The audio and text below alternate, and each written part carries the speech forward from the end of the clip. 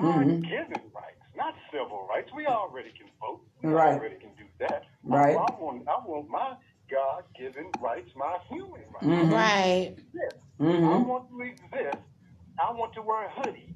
I want to walk the street and just live. Exactly. Yeah. I don't want to have to be afraid to be black in America. That's right.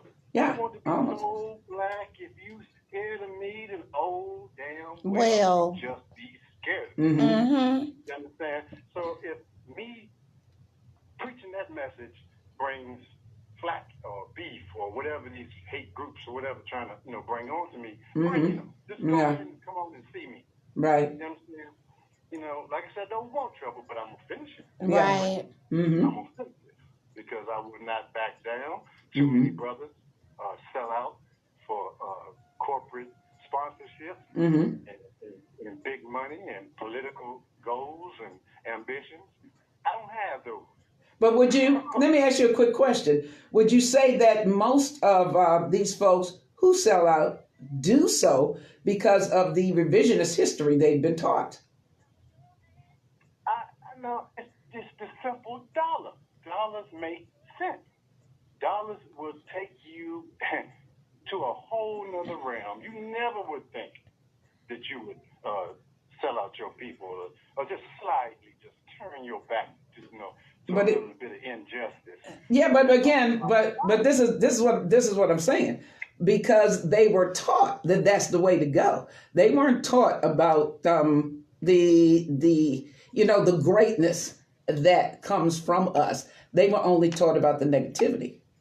Now, I would agree with you on that, but I would also say that not only is it being taught the wrong thing, it's not being taught any damn thing at all. Oh, right. Exactly. That was my point. Like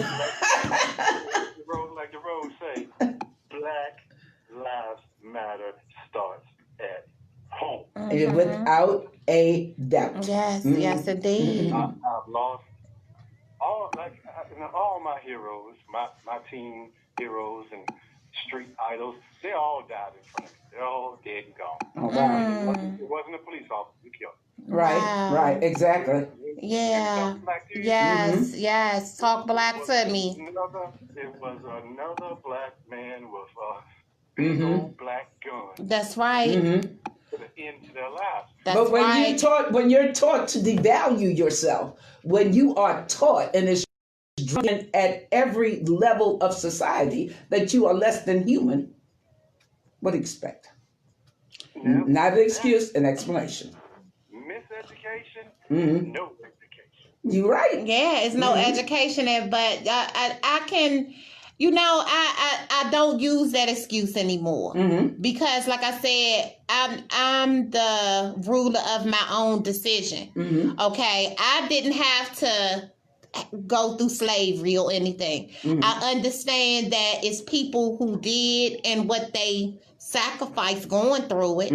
Okay, so today's youth, you know what I'm saying? It all starts with us. Like, we're going to have to, because what's out here in the streets now, it don't have nothing to do with slavery. It don't have nothing to do with teaching them history. I don't agree with that. Yeah, it doesn't, because they're being influenced by YouTube. They're being influenced by these rappers. You know what I'm saying? They're being influenced. When you go into the urban communities, like Chicago, for instance, most of their rappers, drill rappers and things, they end up dead. Right. They end up dead. Most of them that are in the rap scene in Chicago, they're hooked up to the gangs. You know what I'm saying? And so they are idolizing the people who, all of the gang leaders that's locked up in jail. It's nobody out here. Like, a brother was trying to, go toe to toe with me. Like, if they had instead of y'all walking out there in them fucking suits all the time, I'm talking about you congressmen and people of that nature, thinking that you're better, than them, and not really you're talking about the problem, but you never one time talk about the solution or what you're going to do. And this was my point that I was trying to make. Racism is systemic and it's impacting these folks today. It's not an excuse, it's just an explanation. Yeah. We got to change the rules of the game. The game has been rigged since slavery. We got to change the rules. What you were saying, Supreme? Brothers are contributing to their own demise. Yeah, they are. We are being racist towards our damn themselves. Exactly. That's just as simple as that. And that's what it is. If you're going to post pictures online about young boys with the saggy pants, mm-hmm. First thing I'm going to ask you is, well, what did you tell him? Did you show him how much of a fool he looks like? Did you tell him that, they sag the pants because they're selling the booty in prison? Did you tell him all that right there? Or did you just take a picture and make a meme out of it? Right. So don't come on my page talking about down-talking the strongest generation that has ever existed. This generation is not afraid to die. This generation is highly intelligent. They can operate these gizmos and devices. Yes, they can. All kinds of stuff. Exactly. These high-priced phones, they can do it all. But when it comes, that's why I say But we still got to teach them the greatness that they came from. That's the missing link. That's the missing link. Yeah, that's very important. Well said, well spoken. The missing link. Because let me skip this. Every brother who is in my generation, let's say, hey, I don't want to reveal my lovely age. Let's just say 35 and up. When he talks about how bad the current younger generation is, I tell him to his face, their failures are your failures. Right. Every time you point out how god awful they are because they're shooting and they're sagging the pants and they're gang banging, it's your failure. It's your fault that it's happening. Right. Where were you when you could usher them from boyhood into manhood? I'm lucky enough, I guess I should find myself there.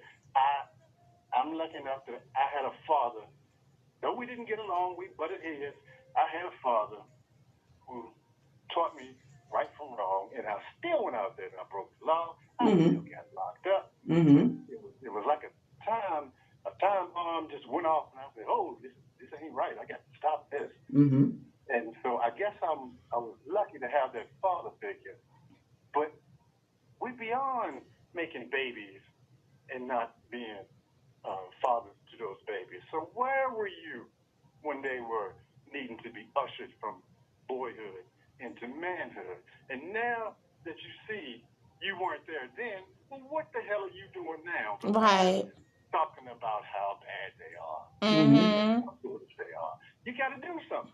Yeah, at minimum, say something. Yeah. And ask, and it's okay to ask permission to say something. Hey, young man, can I have a word with you? It's they all that. I'll wait for him to turn around and say, hey, I'm prepared to be calm and address him on his level. But most of the time, they'll turn around and say, I'm sorry about that, brother. Exactly. We can't be afraid of our children. Yeah, we can't be afraid of our kids. No, we cannot. You understand? You have to take the chance and put a jewel in a young man's ear. You understand? Because it goes a long, long way. That young man that I talked to at the store and tell him about how foolish he looks with his pants hanging down, and how he's representing some kind of crazy thing they do in prison, and you don't want to be a part of that. Right. That jewel I put in his ear that was given to me by an OG. Right. That young man right there might be the one to pick up the gun later on that evening. Feel me? Pick up the gun and just stop and say, hold on. Let me think about it. Let me think about this, yeah. People do not care what you know until they know that you care. Talk to me. Yes, talk to me. Don't get me all hyped up over here. Do you have any projects coming up? Right now, because of all the madness, we're focusing on education. And first things first is teaching our women, and I say our women because I'm old school, to defend themselves. Mm-hmm. So a basic self-defense class series is what we're offering online. And then from there, we're going to jump straight at the teenage, young black male. The event is called Rise, Black Man Rise. Mm-hmm. It's an online class in Black excellence. All right? And I want to have guest speakers who are from the street, who have risen, rose, whatever word it is, above the nonsense. Mm-hmm. Right. And are now living and it's a shame that we have to emphasize it, but they're living a normal life. Yeah, living a normal life, yeah. It's a normal dadgum life. The house, the car. Living a good life. Not normal, good. Yes, ma'am. Yeah. Correct. Mm-hmm. Come to me. Yeah. You are so right. But we have to put the success stories, we have to put them on display. Exactly. For our younger brothers. Exactly. I'm straight out the gutter. All right? Now, like I said, I had a mother, father, both gainfully employed, no drugs, no alcohol use, not too much alcohol anyway. Mm-hmm. No domestic violence, nothing crazy, just an ordinary home. But the streets called out to me, and like a Dumbo, I answered and went to them. Mm-hmm.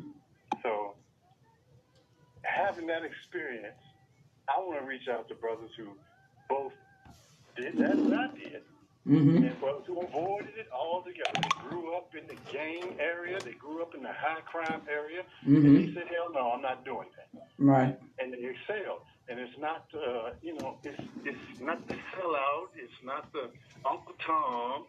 It's just the average man, and yes, he's black first because he lives in the United States. So I want to get those brothers, put them on display for the young men, and have them relate to the young men on their level, talk to them on their level, and show them, hey, look, man, you can wear a little baggy pants, you can have a hoodie.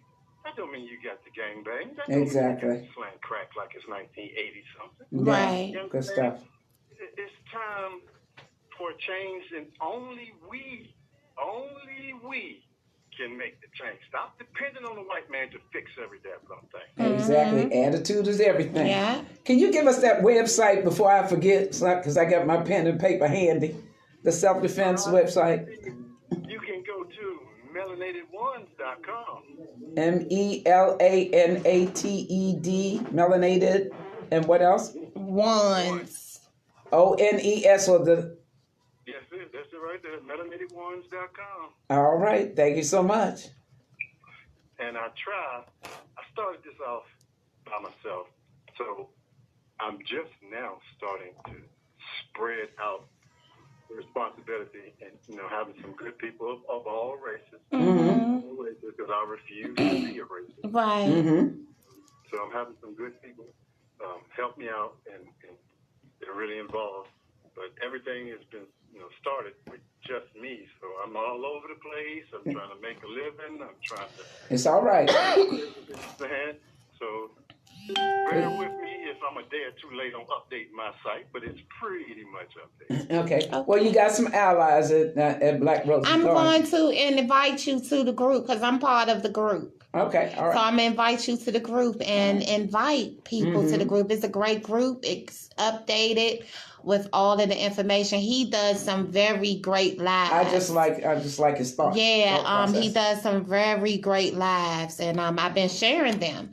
So share them, share the information. Right. Like I said, it's all about educating us. What I'm saying is a lot of leadership out here. Oh, I know. That can give you the gem. We just got to get together and pull them in, and that's what we doing here at Black Roses Garden Community Radio. And one thing I did want to say to the brother, because that's another thing I remember Minister Farrakhan saying in 1971: Black people can't be racist. We can't be racist. No, because we have no power to hold somebody down. I'll never forget that.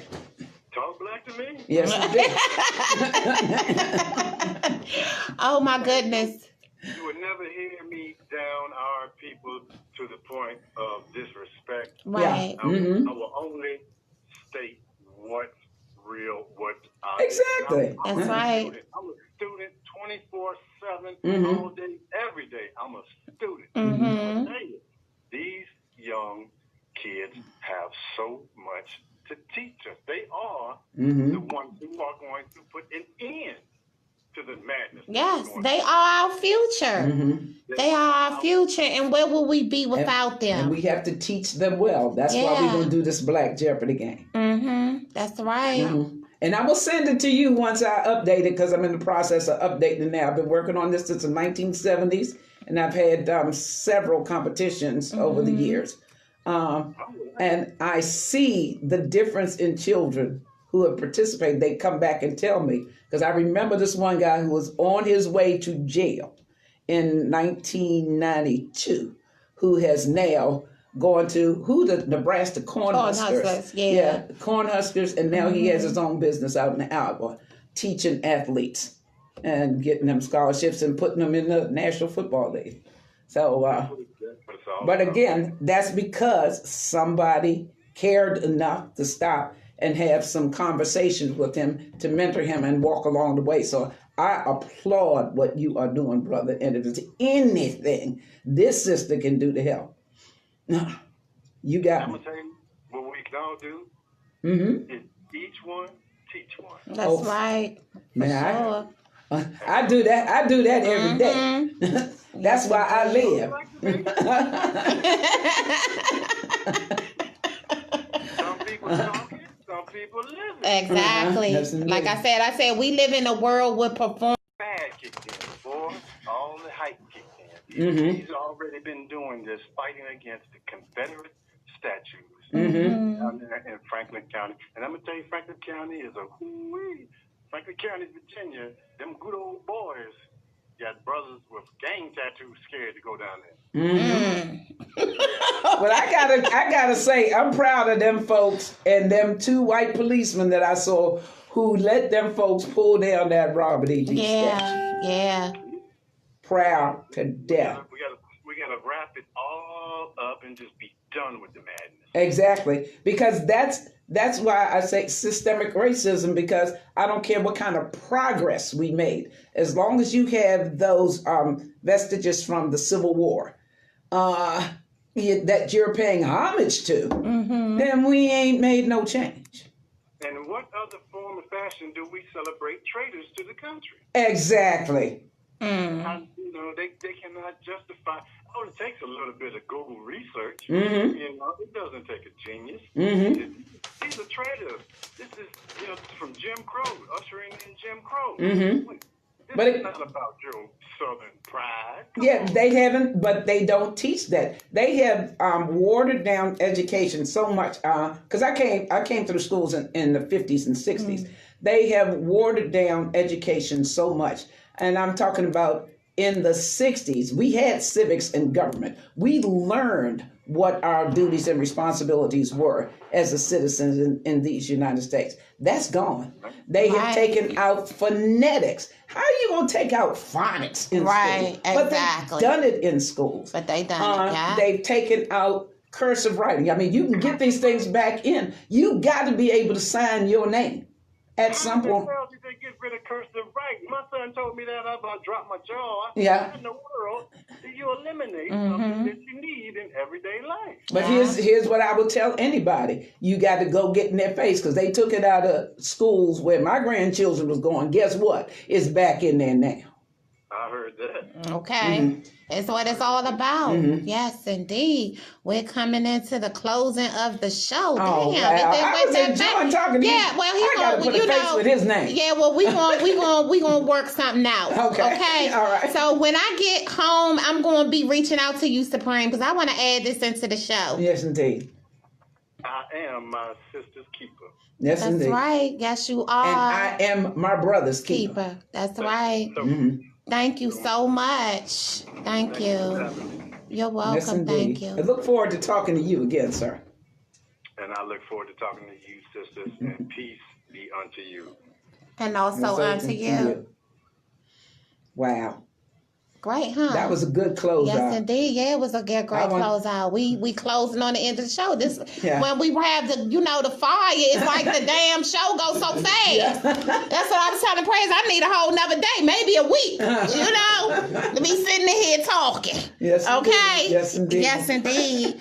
But thank y'all so much for tuning into Black Roses Garden Community Radio. Okay. Please share the live video, okay? Please. This is information, okay? This is information that we all need. It's all about educating, okay? Thank y'all so much for tuning in. Okay, no, we